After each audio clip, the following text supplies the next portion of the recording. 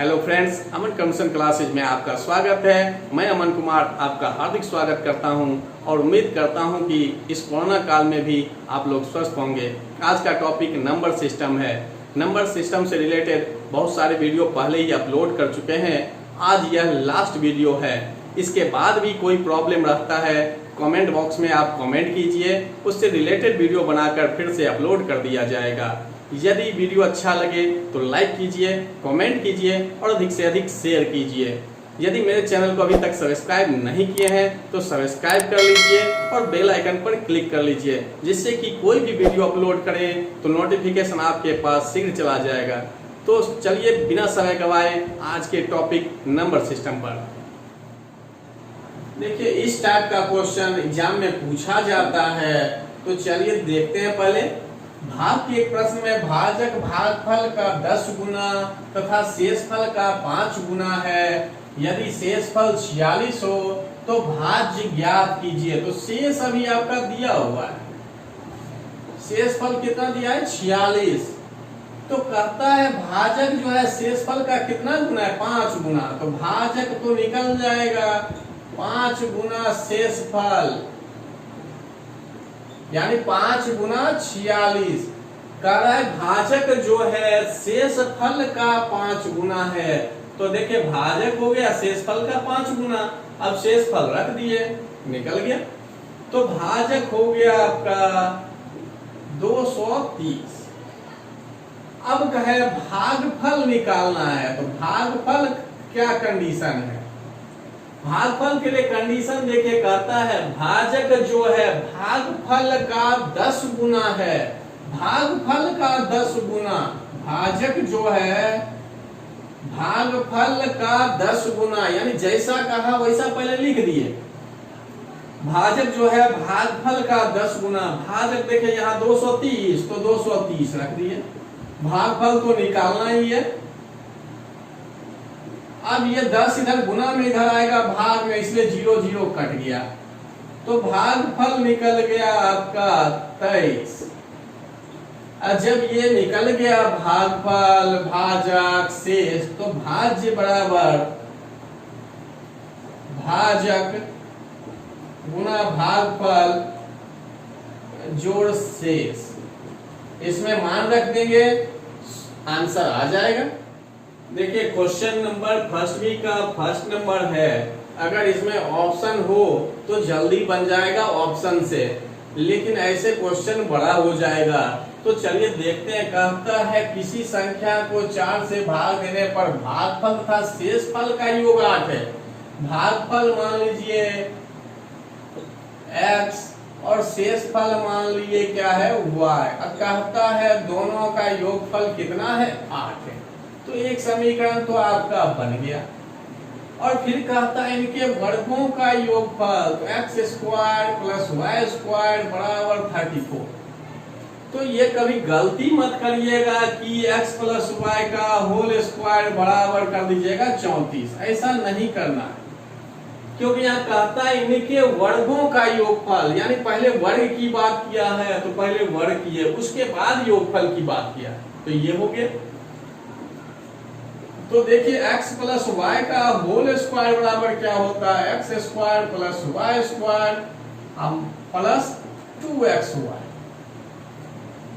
तो ये x plus y का मान दिया हुआ है, x square plus y square का मान दिया हुआ है, इसलिए हम x y निकालना चाहते हैं। तो चलिए अब इसमें मान डालिएगा।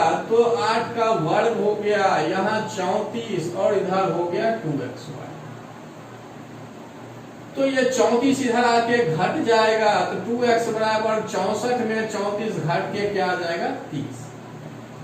अगर आप यहाँ निकालना चाहिएगा तो x y बराबर भी आप निकाल सकते हैं 30 में 2 से भाग। लेकिन अभी हम आपको लॉन्ग प्रोसेस में बता रहे हैं, फिर इसको थोड़ा छोटा कर देंगे। तो चलिए अभी जरूरत इसका नहीं है। पहला समीकरण आपका x प्लस वाई पता है, तो दूसरा समीकरण हम निकालना है x माइनस वाई वाला। तो x माइनस वाई का होल स्क्वायर बराबर क्या होगा x square plus y square minus 2xy। इतना। तो x square plus y square का मान जो है देखिए पहले से 34, 34 और 2xy का मान 30 तो 30 और x माइनस वाई तो ये है ही और ये स्क्वायर जो है उधर जाएगा तो वर्गमूल में आ जाएगा रूट, यानी इधर अगर स्क्वायर है तो उधर रूट हो जाएगा, इधर रूट है उधर जाएगा तो स्क्वायर हो जाएगा, उल्टा होता ही है। अब देखिए ये सॉल्व होके निकल गया कितना 2, x माइनस वाई बराबर क्या निकल गया 2, यानी 34 में 30 घट गया तो 4, 4 का वर्गमूल 2। अब एक समीकरण ये है, दूसरा समीकरण ये हो गया। अब दोनों को आप सॉल्व कर सकते हैं कि x प्लस वाई बराबर 8, x माइनस वाई बराबर हो गया 2 और दोनों को जोड़ दिए तो देखिए y एक प्लस में है एक माइनस में है तो इसलिए कट गया, तो 2x बराबर हो गया 10 तो x बराबर हो गया 5, यानी 2 उधर जाके भाग में है तो कट जाएगा। अब जब ये निकल गया तो किसी भी समीकरण इस दोनों में मान रख दीजिए तो y बराबर आ जाएगा 3, और जब 3 आ जाएगा तो संख्या पूछ रहा है, भागफल और शेषफल नहीं पूछ रहा है, संख्या पूछ रहा है। देखिए संख्या और यहाँ x y क्या माने थे भागफल और शेष, तो संख्या बराबर क्या होगा भाजक गुना भागफल और जोड़ शेष, यानी भाज्य बराबर क्या होगा भाजक गुना भागफल जोड़ शेष। तो भाजक मतलब 4 से भाग देने की बात कहा है तो 4 हो गया भाजक, अब भागफल हो गया आपका 5 और शेष हो गया 3 तो 20 और 3 जोड़ दिए तो 23 आंसर आ गया। अब देखिए इतना जब करने के बाद आंसर आ रहा है, अगर आप थोड़ा सा दिमाग लगाइएगा तो वही शुरुआत में ही छोटा हो जाएगा। देखिए यहाँ पर आप ये सोच सकते हैं कि भागफल और शेषफल में क्या क्या हो सकता है। आप पहले ये बात सोचिए, भागफल और शेषफल यानी क्या ऐसा जोड़े जो 8 हो जाए। तो आप सोच सकते हैं कि 1 और 7 जोड़े, 2 और 6 जोड़े, 3 और 5 जोड़े, 4 और 4 जोड़े, 5 और 3 जोड़े, 6 और 2 और 7 और 3। दोनों में से एक आएगी। अगर ये आप भागफल लेते हैं तो शेष आपका ये होगा। तो जब भागफल 1 तो शेष 7, यानी दोनों का योगफल 8 होना चाहिए, पहली बात। और जब इतना हो गया तब देखिए दोनों का वर्ग करने पर 34 भी आना चाहिए। वर्ग करने पर क्या आना चाहिए 34। देखिए 7 का वर्ग करेंगे 49, कभी पॉसिबल ही नहीं है। ये हो गया 36, 36 4 40, ये भी संभव नहीं है। ये 16 16 32 होगा। उसी तरह से ये भी संभव नहीं, ये भी संभव नहीं। अगर थोड़ा सा सोचा जाए, देखिए बचा क्या 3 प्लस 5 और 5 प्लस 3, 2 ही अब बचा है। या तो भागफल 5 होगा तो शेष 3 होगा, भागफल 5 यहाँ पर 5 होगा तो शेष 3 हो जाएगा, उल्टा वाला कंडीशन है। तो इस दोनों में कोई एक ही सही है। अगर हम दोनों लेके चलेंगे तो 2 संख्या निकल जाएगा जो गलत होगा। तब इतना जब हम कर लिए तो देखिए 9, ये तो 9 हो रहा है, 5 का 25, 25 और 9 34, देखिए पूरा हो चुका है। लेकिन सही क्या है, तब जो है हम एक कंडीशन बताए थे, याद है कि नहीं है ये तो नहीं पता। भाग की संक्रिया में डिस्क्रिप्शन में इसका लिंक मिल जाएगा, आप देख सकते हैं। तो वहां बताए थे कि भाजक जो होता है हमेशा शेष से बड़ा होता है और शेष जो होता है 0 से बड़ा और 0 के बराबर। एक कंडीशन था वहां पर कि भाजक जो है हमेशा शेष से बड़ा होता है और शेष जो होता है 0 से बड़ा या 0 के बराबर। तो अभी भाजक क्या है आपका 4। जब 4 भाजक है तो शेष इस दोनों में क्या हो सकता है 3 ही हो सकता है, 5 तो होगा नहीं। तो इससे क्लियर हो गया कि ये वाला सही है, यानी ये शेष होगा और ये क्या होगा भागफल। अगर ध्यान रहे तो बहुत देखिए आसान हो गया। सबसे पहले x प्लस वाई बराबर 8 समझ गए, तो भागफल प्लस शेष बराबर 8 हो रहा है। तो जब 8 हो रहा है तो क्या क्या जोड़ के 8 हो सकता है ये देखें, और उसके बाद देखें कि वर्ग करने पर किसका मान 34 आ रहा है। तो 2 बचा, 3 और 5, 5 और 3। अब आप समझ रहे हैं कि उल्टा एक ही चीज तो है। कहने का मतलब है अगर भागफल 3 है तो ये दूसरा वाला शेष था पहले के कंडीशन के अनुसार। तो जब ये 3 और 5 लेंगे तो ये गलत है, क्योंकि कंडीशन है भाजक हमेशा शेष से क्या होता है, बड़ा। तो शेष यहाँ 5 है जो पॉसिबल नहीं है। तो बचा क्या, एक ही ऑप्शन 5 और 3 का। 5 और 3 का शेष यहाँ जो है 3 है, जो भाजक आपका दिया हुआ है 4 से भाग दे रहे हैं तो भाजक है उससे छोटा है। जब भागफल पता चल गया, शेषफल पता चल गया, भाजक तो जानते ही है पहले से, तो तुरंत भाज्य बराबर लगा देना है फॉर्मूला, भाजक गुना भागफल जोड़ शेष। तो भाजक है 4, भागफल 5 और 3 जोड़। तो देखें कितना आसानी से बन गया। ऑप्शन रहेगा तो और आसान हो जाता। तो चलिए दूसरा क्वेश्चन देखते हैं। अभी देखिए क्वेश्चन नंबर 2 है, कहता है 3 अंकों से बड़ी संख्या के अंकों का योगफल 6 है और अंकों के पलटने से प्राप्त संख्या मूल संख्या से 198 अधिक है। यदि मध्य अंक शेष 2 अंकों के औसत के बराबर हो तो मूल संख्या ज्ञात कीजिए। यदि ऑप्शन हो तो ये बहुत ही छोटा है, नहीं भी है फिर भी हम छोटा कर लेते हैं पहले, फिर उसके बाद लॉन्ग में देखेंगे। तो देखिए कहता है कि 3 अंकों से बड़ी संख्या है और योगफल कितना है 6, यानी 3 अंक है x plus y plus z. तो 6 कब हो सकता है, 6 कब होगा, जब 1, 2 और 3 हो। होने के लिए और भी कुछ हो सकता है। आप कहिएगा हम 0 भी ले सकते हैं, कोई भी संख्या 0। आप कहिएगा हम शुरुआत वाला 2 लिए, बीच वाला ये लिए, ये हो गया 6। लेकिन एक कंडीशन यहाँ पर और भी है, कहता है मध्य अंक जो है शेष दोनों के औसत के बराबर है। लेने के लिए आप ये भी ले सकते हैं या कहिएगा ये 6 तो हो ही रहा है। अब ये भी कह सकते हैं 0 ले, 5 ले, फिर 5 जोड़ 0 जोड़ 1 ले, 6 ही हो रहा है अंकों का योगफल। लेकिन एक कंडीशन कहा कि मध्य अंक जो है शेष दोनों के अंकों के औसत के बराबर है। मध्य अंक मतलब ये वाला, बीच वाला, और दोनों के औसत के बराबर। औसत मतलब क्या कि 3 और 1 को जोड़ दिए, 2 अंक है 1 और 2, इसलिए 2 से भाग, देखिए क्या दिया 2, देखिए औसत तो मिल गया 2 ही होगा। क्लियर हो गया कि औसत 2 है तो ये सही है। और 4 2 6 इसको भाग देंगे 3 आएगा जो कोई भी नहीं मिलेगा, यहां से लेके ये टोटल खत्म। यानी इसमें यही कहना था कि 3 अंकों से बनी संख्या के अंकों का योगफल 6 है, यानी 1 2 3 लिए, चाहे 3 2 1 हो, ऐसा कुछ अभी नहीं देख रहे, बस सीधा लिए कि 3 अंक 1 2 3। जब 1 2 3 लिए तो 6 तो हो रहा है। और दूसरा कंडीशन है कि मध्य वाला जो अंक है शेष दोनों अंकों यानी पहला और तीसरा वाला अंकों का औसत के क्या हो जाए, बराबर। देखिए बराबर हो गया, औसत निकाले 2 आ गया, मतलब ये सही है। जब ये सही है तब तो 2 ऑप्शन आता है 123 और 321, यानी 2 संख्या बन रहा है, या तो ये सही होगा या ये सही होगा, कोई एक ही सही होगा।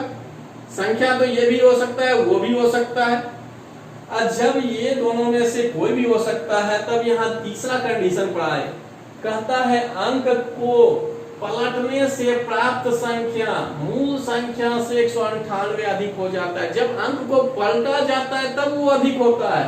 तो ये क्लियर हो गया कि 123 ही होगा, क्योंकि जब अंक पलटेंगे तो 321 बनेगा, और 321 कहता है मूल संख्या से कितना अधिक है, 198।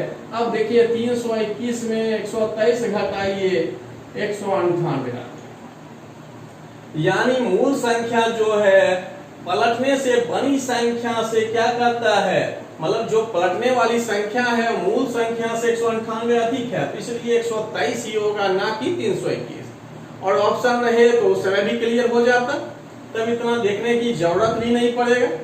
चलिए अब लॉन्ग में अगर देखना है तो देख लेते हैं। लॉन्ग में अब ये है कि अभी तुरंत माने x, y और z, यानी इकाई, दहाई, सैकड़ा, हजार के रूप में है तो 100x, 10y और ये z अभी उसी रूप में माने हैं, यानी x जो है सैकड़ा के स्थान पर है, y दहाई के स्थान पर है, z इकाई के स्थान पर है, तो ये आपका संख्या हो गया। और इसका योगफल कितना दिया हुआ है, 6, जो पहला समीकरण बन गया। और उसके बाद कहता है कि अंकों को पलटने से प्राप्त संख्या, तो अब पलटने से बनी संख्या, अंक को पलटने से बनी संख्या क्या होगा, 100z, 10y और x।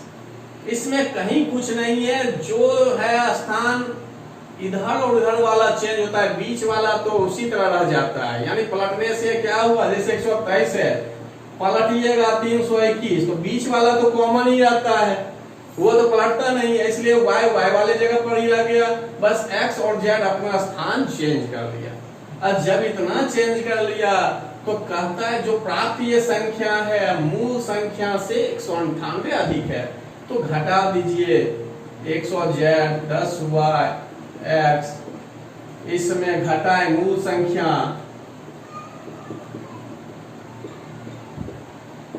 तो 198 होना चाहिए। अब जो है सॉल्व करिए, ये साइन चेंज होगा और ये प्लस माइनस हो गया, तो देखिए y वाला कट गया, अब यहाँ बचा z वाले को जोड़िए तो ये हो गया 99z, x वाले को करेंगे 99x, अब बराबर कितना है 198। अब दोनों में कॉमन कितना 99, तो ये जब गुना में उधर गया भाग तो 2 बार में कट गया, तो z माइनस एक्स बराबर 2, ये दूसरा समीकरण है। और जब दूसरा समीकरण बन गया तो तीसरा पढ़ाते हैं, कहता है माध्य अंक, तो माध्य अंक कौन सा है, y। शेष दोनों अंक, शेष दोनों कौन सा है, x प्लस जेड के औसत के बराबर, तो औसत निकालिए। तो जब औसत के बराबर है तो यहाँ आप सॉल्व भी कर सकते हैं, x प्लस जेड बराबर 2y, ये भी एक समीकरण बन गया। अब आप इसको किसी में रख के मान सॉल्व कर सकते हैं। यहाँ पर पहले रख दिए, इसका मान जो है इस समीकरण में सबसे पहले रख दिए, जैसे रखे तो देखिए ये बन गया x प्लस जेड, यानी इसका मान कितना 2y, तो 2y, और y तो पहले से है ही, y बराबर 6, 3y बराबर हो गया 6, तो y बराबर निकल गया क्या, तो 2, y का मान निकल गया 2। अब जो है 2 निकल गया तो x प्लस जेड बराबर क्या हो जाएगा, 2 गुना 2। देखिए x प्लस जेड का मान पहले इसमें रखे तो यहाँ से y का मान निकल गया, और जब y का मान निकल गया 2 तो फिर यहीं पर आके इसका मान रख दिए, तो x प्लस जेड का मान निकल गया कितना 4, और यहाँ से सॉल्व कर लीजिए। अब इस समीकरण में z माइनस एक्स बराबर 2 है और x प्लस जेड बराबर कितना है 4। अब देखिए यहाँ पर x माइनस में है, प्लस माइनस में है तो कट गया, तो 2z बराबर हो गया 6, तो z बराबर आ गया 3। और जब z का मान 3 आ गया तो कोई भी समीकरण में रख सकते हैं, यहाँ पर भी रख सकते हैं या इसमें भी रखिए। तो z का मान जब 3 आ गया तो x का मान क्या होगा 1, और जब इतना आ जाएगा तो इसमें यहाँ मान रख दीजिए, यानी x बराबर अब आ जाएगा 1, क्योंकि z का मान 3, तो 4, ये 3 उधर जाएगा, 4 में से 3 घट जाएगा, आ जाएगा x का मान 1, और जब 1 आ जाएगा तो यहाँ पर देखिए मान रखिए इसमें, 100 में गुना किए 1 से, y का मान निकला है 2 तो 2 से गुना, और z का मान निकाले हैं कितना 3 तो 3, तो 120 और 3 तो 123। तो इतना लंबा चौड़ा बनेगा, लेकिन एग्जाम में उतना वक्त नहीं होता है, तो कैसे छोटा से छोटा हो जाए इसके लिए दिमाग लगाना है। तो जस्ट अभी पहले जो बताए थे उसके आधार मान के सॉल्व करिए तो जल्दी से जल्दी बनेगा। देखिए क्वेश्चन नंबर 3 है जो फर्स्ट बी का ही है। कहता है परीक्षा में उत्तीर्ण होने वाले छात्रों की संख्या अनुत्तीर्ण छात्रों की संख्या की चौगुनी थी। तो तुरंत हम मान लिए अनुत्तीर्ण जो है कितना है x, तो उत्तीर्ण क्या हो जाएगा 4 गुना। कहता है अनुत्तीर्ण से उत्तीर्ण वाला 4 गुना है, अगर अनुत्तीर्ण x है तो उत्तीर्ण कितना 4 गुना, तो कुल कितना हो जाएगा, कुल परीक्षार्थी यानी कुल छात्र कितना हो जाएगा x प्लस 4x बराबर 5x। तो क्लियर हो गया पहला लाइन से कि कहता है उत्तीर्ण होने वाले छात्रों की संख्या अनुत्तीर्ण छात्रों की चौगुनी है। अनुत्तीर्ण x को उत्तीर्ण 4 गुना, तो कुल छात्र उत्तीर्ण और अनुत्तीर्ण दोनों को जोड़ लिए, यानी अनुत्तीर्ण x है उत्तीर्ण 4x है, जोड़ के 5x हो गया। तो पहला लाइन यहाँ तक क्लियर हो गया। अब कहता है कुल परीक्षार्थी 35 कम होते, तो नया कंडीशन आ रहा है, तो अब नया परीक्षार्थी कितना होगा, तो 35 कम होते, तो पहले कितना है 5x को 35 कम कर दिए। कहा कि कुल परीक्षार्थी 35 कम होते तो 35 कम कर दिए। तो कहता है 9 अधिक अनुत्तीर्ण होते, तो अनुत्तीर्ण अब जो है 9 अधिक हो रहा है, तो पहले कितना था x, और कहा कितना अधिक हो रहा है तो 9। देखिए जो कह रहा है वैसा कर दिए। कहा परीक्षार्थी 35 कम होते 35 कम कर दिए, और 9 अधिक अनुत्तीर्ण होते तो जो अनुत्तीर्ण पहले था उसमें 9 कम कर दिए। जब इतना आ गया तो उत्तीर्ण कितना होगा, तो कुल परीक्षार्थी है आपका इतना, इसमें से क्या करेंगे अनुत्तीर्ण वाले को घटा देंगे, यानी कुल परीक्षार्थी में अनुत्तीर्ण को घटा देंगे तो जो बचेगा क्या होगा उत्तीर्ण होगा। तो अब देखिए ये हो गया 5x, सॉल्व करिए, यानी इस दोनों का साइन चेंज हो गया, काहे कि ये माइनस से दोनों गुना हुआ तो माइनस, ये प्लस है तो माइनस में आ गया। तो अब देखिए ये सॉल्व करके कितना 44, तो उत्तीर्ण वाला भी निकल गया, परीक्षार्थी भी हो गया, अनुत्तीर्ण भी हो गया। अब आगे बढ़ते हैं, कहता है क्या उत्तीर्ण तथा अनुत्तीर्ण छात्रों का अनुपात 2:1, यानी अब कह रहा है जो उत्तीर्ण है और अनुत्तीर्ण अनुपात, अनुपात का मतलब बटे में, तो बटे में कर दिए, तो उत्तीर्ण वाला देखिए क्या है और अनुत्तीर्ण वाला क्या है। तो यहाँ कह रहा है उत्तीर्ण तथा अनुत्तीर्ण छात्रों का अनुपात, तो उत्तीर्ण वाले को देखिए ऊपर लिखे, अनुत्तीर्ण वाले को नीचे लिखे, और अनुपात कितना 2:1। तो अब इसको सॉल्व करिएगा, तो ये गुना ऊपर वाला तो कोई अंतर नहीं, ये गुना होगा, ये भाग में इधर जाके गुना हो गया, ये इधर आएगा गुना होगा, मान में कोई अंतर नहीं। अब x वाले को एक साइड करिए और इसको उधर ले जाइए, 18 में 44 को जोड़ना है, ये घट के हो गया 2x, और इधर देखिए कितना 62। अब ये गुना में इधर जाएगा तो भाग में, तो x बराबर क्या आ गया 31, x का मान निकल गया। तो क्वेश्चन में कहता है कुल परीक्षार्थी कितने हैं, तो कुल परीक्षार्थी आपका क्या था 5x, तो 5 से गुना कर दिए 31 को, 155 हो गया, यही आंसर। अब गलती से बाद वाले में मान नहीं रखना है कि इसमें रख दिए, वो नहीं होगा, क्योंकि ये तो बाद में कंडीशन, क्वेश्चन सॉल्व करने के लिए कंडीशन दिया हुआ है। तो जब भी मान निकले इस टाइप से तो हमेशा पहला वाला जो भी कुल छात्र है उसी में रखना है। तो ये आपका आंसर कितना हो गया 155। देखिए क्वेश्चन नंबर है 20, कहता है किसी संख्या को 11 से गुना करने पर, तो तुरंत संख्या मान लिए हम x, कहा 11 से गुना कर दी, कहता है वह 180 से उतनी अधिक है। कितना अधिक है? तो अधिक कैसे पता चलेगा? जब घटाएंगे तब पता चलेगा।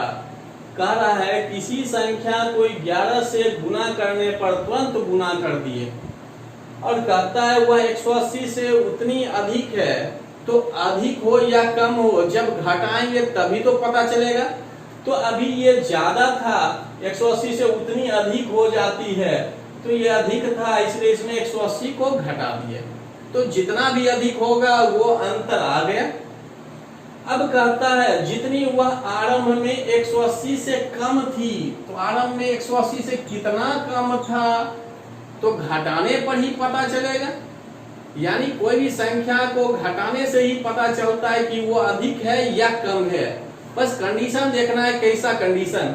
तो पहले कहा किसी संख्या को 11 से गुना करने, तुरंत गुना किए, कहा 180 से उतनी अधिक है, यानी अभी 11x जो है 180 से अधिक है, और घटाएंगे तो पता चल जाएगा कितना अधिक है।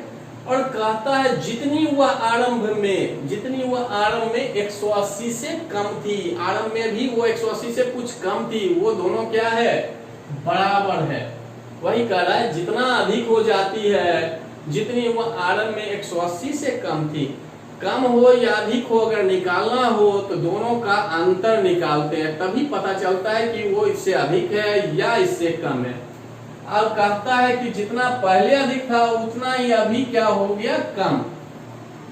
अब दोनों को बस सॉल्व करिए, तो ये x इधर आके प्लस में, और ये उधर जाएगा तो प्लस में, तो 12x हो गया, और 360 ये गुना में उधर जाएगा तो भाग, इसलिए x बराबर क्या आ गया? 30।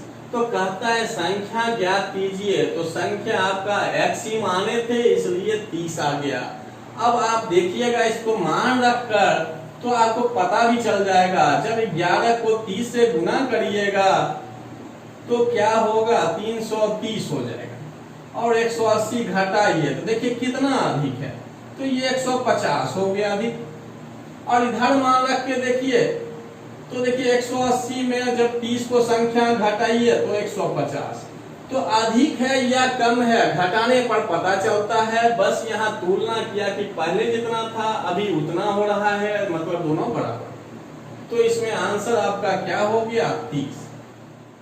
मेरी तरफ से नंबर सिस्टम आज समाप्त हो गया है, और आप लोग बना रहे होंगे।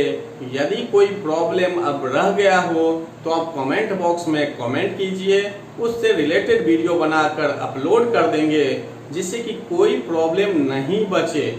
धन्यवाद।